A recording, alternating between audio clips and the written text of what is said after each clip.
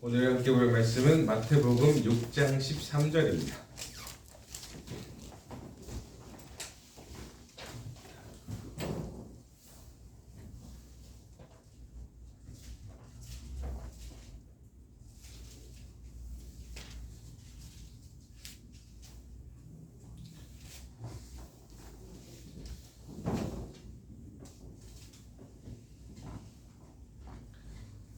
마태복음 6장 9절을 읽도록 하겠습니다. 마태복음 6장 9절 같이 한 목소리로 9절을 읽도록 하겠습니다. 9절입니다. 같이 읽습니다. 시작. 그러므로 너희는 이렇게 기도하라. 하늘에 계신 우리 아버지여, 이름이 거룩히 여김을 받으시오며. 그 성경을 딱 피면 제일 먼저 첫 장에 나오는 게 있습니다. 그냥 페이지를 딱 넘기자마자 등장하는 게 바로 주기도문입니다. 그리고 그 옆에 뜨는 게 있습니다. 그 옆에 보이는 게 바로 사도신경입니다. 그 예배할 때, 신앙 고백할 때 늘 하는 말이 있는데 뭐라고 고백을 하냐면, 신앙 고백할 때 처음에 뭐라고 하냐면 사도신경으로 우리의 신앙을 고백합니다 라고 이야기합니다. 이단들이 흔히 얘기할 때 뭘 공격을 하냐면, 야, 말씀의 권위보다 사도신경의 권위가 더, 교회의 권위가 더 위에 있냐? 이렇게 공격을 해요. 사도신경 잘못했다. 왜 그걸 하냐? 근데 사실 사도신경, 사도들의 고백으로 정경이 확립됐고 신학이 확립됐고, 그리고 사도들의 고백으로 우리의 신앙이 이어져 내려온 겁니다. 교회가 시작됐고 사도행전의 고백 따라 지금까지 이어져 내려온 거예요. 근데 이걸 부정한다는 이야기는 신앙을 부정한다는 얘기고 교회를 부정한다는 얘기입니다. 그러니까 사도신경을 공격한다? 이거 이단이다. 그렇게 인정하시면 돼요. 그리고 우리는 늘 사도들이 고백한 신앙으로, 사도신경의 고백으로 성경을 바라보고 세상을 이해하고 하나님을 사랑합니다. 이렇게 사도신경의 고백으로 같이 사도들이 고백한 이 신앙의 고백으로 함께 가는 게 교회지, 다른 걸로 하는 건 그건 이단이고 사이비인 거예요. 그 관점을 정확하게 이해하고, 또 오늘은 주기도문으로 기도를 어떻게 할 것인가에 대한 가르쳐 주시는 예수님의 말씀을 살펴보고자 합니다. 사순절 기간에 주님이 원래 이 얘기를 왜 하려고 했냐면, 부활주일이 4월 20일이거든요. 지금 부활주일은 4월 20일이래요. 원래 춘분후 만월 15일 이렇게 하는데, 이 교회가 총회가 언제 정했냐면 4월 20일로 부활주일을 정했어요. 근데 이제 신앙의 연수를 계속 하다 보면 부활주일은 한 4월 10일에서 15일 정도 사이니까 13일인가? 이렇게 하는 생각이 들 수 있거든요. 근데 그게 아니라 교회가 정한 날, 매년 총회에서 정합니다. 그렇게 지키면 돼요. 야, 춘분후 만월 15일이니까 4월 10일쯤 아니요? 그러면 6일이나 13일이나 해야 되는 거 아니요? 이렇게 하면서 11일 걸 일이 없습니다. 왜냐하면 교회 총회에서 목사님들이 다 4월 20일로 하자고 정했으니까. 이런 거랑 똑같은 거예요. 그래서 주기도문도 똑같이 이 관점으로 이해하면 주님이 이 사순절 기간에서도 주님은 늘 기도하셨어요. 겟세마네에서도 기도하셨고, 그리고 평일에는 갈릴리 호숫가 건너편에 가서서 혼자 기도하셨고, 주님이 고독한 시간을 가지셨고, 주님도 기도하는 시간을 가지셨습니다. 우리는 기도를 어렵게 생각할 때가 가끔 있는데 특별한 형식이나 언어여야 된다고 생각을 합니다. 그리고 혹시 내 신앙이 부족하면 기도를 듣지 않으실까, 내가 모자라면 안 들으시면 어떡하나, 이런 걱정을 하기도 하는데, 하지만 기도는 사랑의 대화고 고백의 대화입니다. 기도는 예수님이 걸어가셨던 길이고 기도는 예수님이 늘 하셨던 것이고 우리에게도 기도로 마음을 쏟아내라고 말씀해주고 계십니다. 이 기도를 가르쳐 주셨는데 주님이 어떻게 기도를 가르쳐 주셨냐? 첫 번째, 관계의 시작으로 알려주셨어요. 너희는 이렇게 기도하라. 어떻게? 하늘에 계신 우리 아버지. 하늘에 계신 우리 아버지. 그래, 하늘에 계신 빼고. 자, 그 다음에 뭐냐면 아버지요 라고 말씀해 주셨어요. 기도는 관계입니다. 우리 한국 사람들한테 특별히 더 잘 적용되는 이유가 뭐였냐면 관계예요. 우리는 관계예요. 우리는 서로 관계가 없으면 인정하지 않습니다. 우리는 관계예요. 네. 특히나 우리는 그래서 정이 있고 관계가 성립이 되는데 이 한국 사람의 포인트에 딱 맞는 성경의 포인트가 바로 하나님과 나와의 관계 설정입니다. 하나님과 나와의 관계 설정을 예수님이 뭐라고 말씀하셨냐면 아버지다 라고 말씀해 주셨어요. 그래서 우리는 기도를 할 때 관계 설정을 주님은 나의 아버지다 라고 설정을 하고 기도를 해야 합니다. 이거를 하면 하나님이 나를 아버지처럼 대화하기를 원하시고 기다리고 계시는구나 이렇게 생각을 하면 돼요. 혹자는 사람들이 말합니다. 나는 아버지만 생각하면 무섭다고. 우리 아버지는 맨날 몽둥이 드는 사람이었어가지고 아버지만 생각하면 무섭다고, 말하기 힘들다고. 아니면 우리 아버지는 참 대하기 어려운 사람이라 부정적인 기억밖에 없다고 이렇게 얘기하래서 아버지 이렇게 하면 약간 무섭다 혹은 부정적이다, 대하기 꺼렵다 이렇게 얘기하는 사람들이 있어요. 자기 아버지, 친아버지의 그림을 이제 생각을 하면서. 근데 우리 하나님 아버지는요, 알잖아요. 우리 하나님 아버지는 죽기까지 사랑해 주신 분이십니다. 기억하십시오. 우리 하나님 아버지가 우리를 얼마나 사랑하셨는지. 우리 하나님 아버지는 나를 자기 목숨 걸고라서라도 사랑해 주신 분이 바로 우리 하나님 아버지이십니다. 그러니까 아버지를 떠올릴 때에 하나님 아버지는 나를 무진장 많이 사랑하시는 분이시다. 이렇게 기억하시면 될 것 같아요. 어느 딸 집인 막내딸이 자기는 사랑을 못 받고 자랐다는 이야기를 하더라고요. 근데 어떤 경상도 목사님이랑 이야기하는데 그런 자리에서 나는 사랑을 받지 못하고 살았다. 딸 집안의 막내딸이었다. 이렇게 얘기하는데 그 목사님이 이렇게 얘기했답니다. 그래도 안 버리고 키웠네. 이 이야기 한마디 듣고 그래도 우리 엄마 아빠가 사는 거 빡세고 힘들었지만 그래도 나 안 버리고 키웠구나 하고 위로를 많이 받았대요. 자기 사랑 못 받았다고 생각하고 살았는데 사랑 많이 받은 걸 그때 알게 되었다고 얘기하더라고요.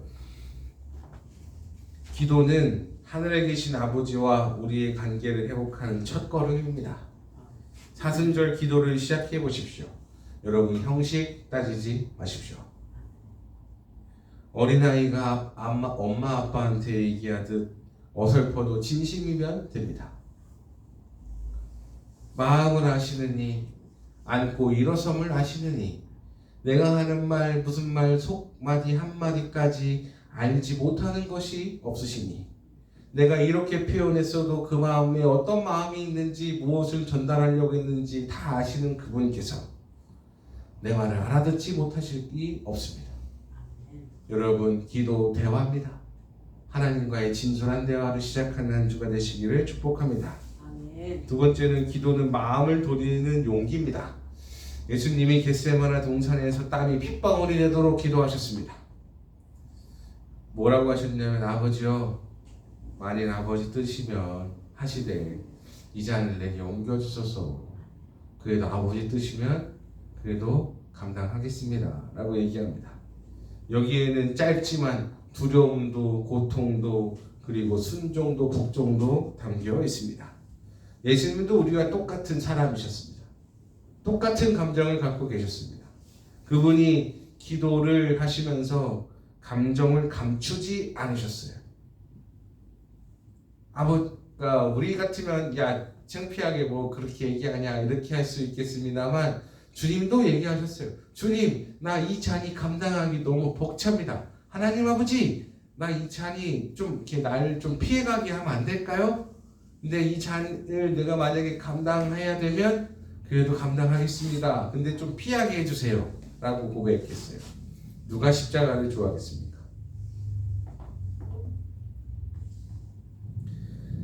감정을 숨기지 않으셨고 하나님 앞에 솔직히 감정을 다 드러내셨습니다. 여러분, 눈물이 있다면 눈물로, 기쁨이 있다면 기쁨으로, 분노가 있다면 그 마음 그대로, 두려움이 있다면 떨리는 그 음성으로 주님 앞에 나아가시기를 바랍니다. 주님은 우리에게 있는 그대로를 요구하시는 분이시지, 그 겉은 멀쩡해 보여도 속에서 우리 깨어진 마음들 있잖아요. 그거를 따로 고백하는, 그러니까 딴 사람한테 얘기할 필요도 없어. 사실 상담이고 뭐고 이거 그런 거 할 필요도 없어요. 사실은 그냥 주님 앞에 나아가서 주님, 제가 사실 이래요, 이렇고요, 이렇습니다. 제가 이래서 슬프고요, 이래서 기쁘고요, 이래서 행복합니다. 이렇게 얘기하면 돼요. 그리고 또 어떤 사람들은 주님 앞에서도 연기해요. 얼마나 창피할까. 굳이 미사오그를 쓸 필요도 없는데 연기에 기도하라고 하면 주여 이러면서 막 연기할 필요도 없는데 딴 사람들 들으라고 하는 거지 그거. 네, 여러분 1대1 솔직한 대화의 기도의 시간이 있으시기를 바라고, 우리 솔직한 마음을 내놓는 시간이 기도 시간밖에 없어요. 그때 내놓으시기를 바랍니다. 세 번째로는 기도는 다시 일어서는 힘입니다. 수많은 사람들이 예수님을 쫓았습니다. 이 사순절 기간에 어느 하나 주님을 따르지 않은 이가 없었고, 주님 쫓아가면서 수많은 무리들이 예수님을 쫓았어요. 심지어 십자가에 달리는 그 길마저도 수많은 사람들이 따랐습니다. 그러나 주님은 십자가에서 철저히 버림당하시고 외면당하셨죠. 그때 베드로도 주님을 부인했습니다. 주님을 외면했고요, 주님을 나는 절대 모른다라고까지 얘기했어요. 그러나 베드로가 다시 주님을 증거하는 주님의 제자로 다시 일어설 수 있었던 배경에는 사도신경에 나오는 성령 강림이 있었기 때문에 가능합니다.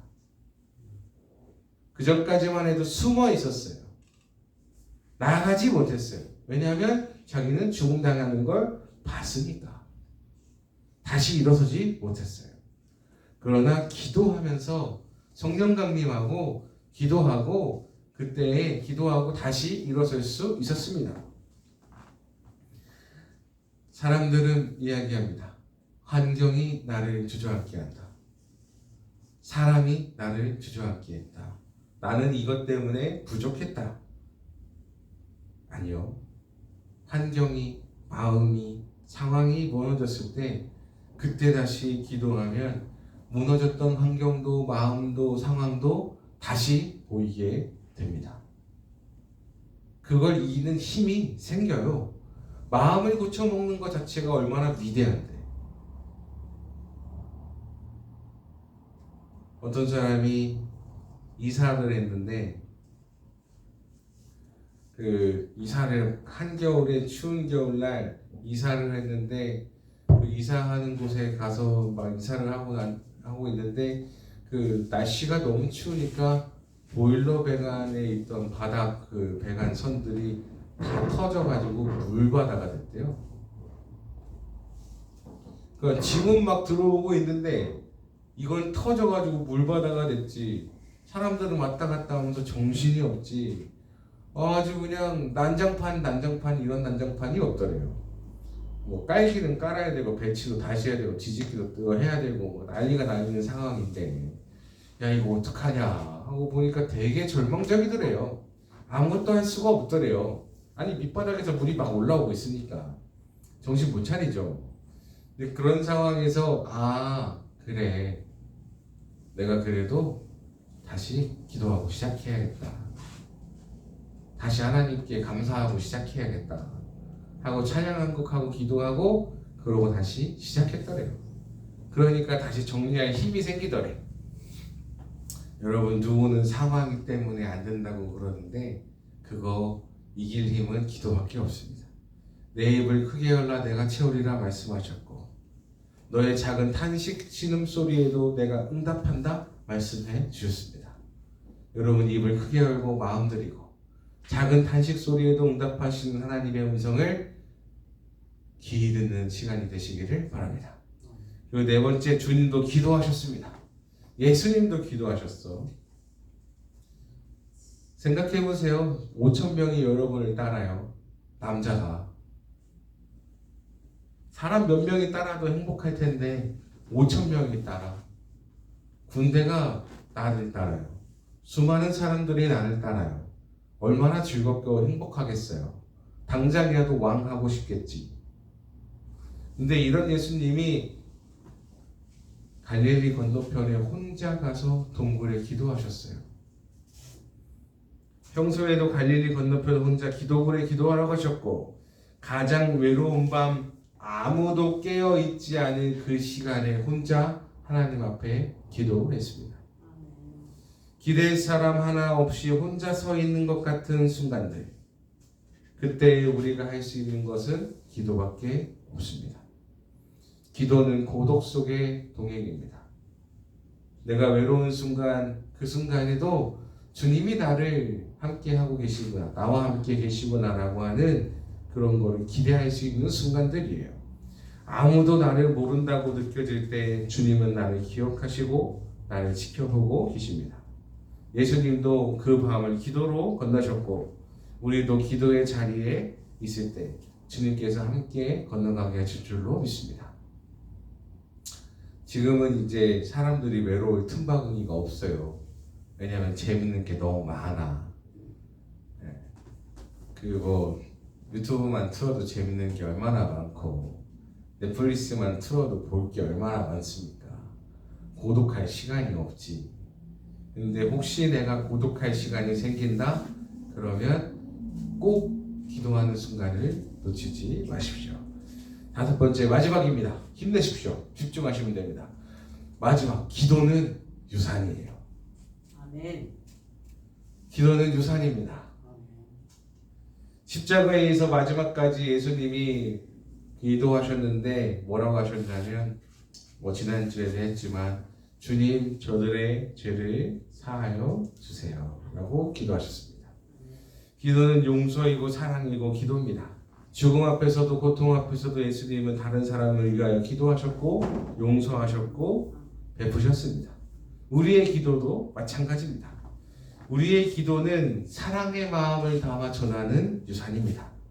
부모는 자녀를 위해서 기도하고, 성도, 교인은 교회를 위해서 기도하고, 또 우리 각 개인은 나라를 위해서 기도하고, 믿음의 공동체는 서로를 위해서 기도합니다. 기도는 세상에서 가장 따뜻한 사랑의 표현입니다. 그리고 영혼을 향한 가장 강력한 유산입니다. 나는 내가 믿는 내 자녀들이, 그리고 내 자녀의 후손들이, 그리고 우리의 공동체의 사람들 모두 후손들이 다 하나님의 자녀이고 예수님 믿는 사람이었으면 좋겠습니다. 아멘. 단 한 명도 빠지지 말고, 물론 교회에서 어떤 생각을 하든지 간에 다 하나님 믿는 사람이었으면 좋겠습니다. 그리고 또 한 가지 청원할 건, 이제 나라를 위해서 더 많이 기도하십시오. 아멘. 어떤 일이 일어났잖아요. 일어난 일은 일어난 일이고, 이제 그 다음에 생각해야 될 때인데 나라를 위해서 더 많이 기도하십시오. 이번 한 주 기도를 작정해 보십시오. 내가 기도해야겠다라는 생각으로 이번 한 주 주님이 이제 겟세마네 이제 동산에 가실 타이밍인데 기도해야겠다라는 생각을 좀 해보세요. 여러분, 잠들기 전 5분만이라도, 그래 5분 힘들지? 못할 수 있어. 그러면 아침에 눈 뜨고 딱 한마디 하면서 시작하십시오. 주님, 제가 오늘도 주님과 함께 동행하는 하루가 되주세요. 주님과 함께 걷고 싶습니다. 이 한마디로 시작해 보십시오. 그냥 고백 한 번이면 충분합니다. 사실 우리 뭐 별거 있습니까? 제가 여러분들한테 금식 기도를 하라고 합니까? 아니면 시간을 정해서 뭐를 하라고 합니까? 다른 거 필요 없습니다. 그냥 눈 뜨고 처음에 주님 오늘도 저와 함께 동행해 주시기를 기대합니다. 그 마음 가지고 살아가는 한 주 되시기를 주님의 이름으로 축복합니다. 아멘. 기도하는 사람을 외면하지 않으실 거예요. 주님도 그리고 관심 많은 사람한테 관심을 더 주실 겁니다. 아멘. 사순절 어렵고 힘든 기간인데 이 기간 끝나면 부활이 기다리고 있어요. 우리 사랑하는 친구가 굉장히 꽤 고통스러운 시간을 견디고 있는데 그 친구가 그런 말을 하더라고. 내가 이 어둠의 터널을 지나고 있다. 그래서 제가 그랬죠. 그럼 터널은 반드시 끝이 있네. 근데 그 친구가 그러더라고. 너무 깜깜해서 빛 한 줄기가 보이지 않는다. 실바늘 같은 구멍, 그 빛 한 줄기라도 보이면 내가 멈추지 않고 꾸준히 걸어갈 텐데 그 빛 한 줄기가 보이지 않는다라고 얘기하더라고. 그래서 야 그냥 묵묵히 걸어, 견뎌, 힘내, 걸어갈 수 있어. 걷다 보면 보일 거야. 결국엔 빛으로 갈 수 있어 라고 계속 다독여 줬어요. 여러분 우리 오늘 하루도 주님과 함께 하고 싶습니다라는 고백으로 하루를 시작하는 은혜가 있기를 바랍니다. 부활의 아침이 기다리고 있어요. 기도하겠습니다. 하나님 아버지 감사합니다. 우리 기도할 수 있게 해주시니 감사합니다.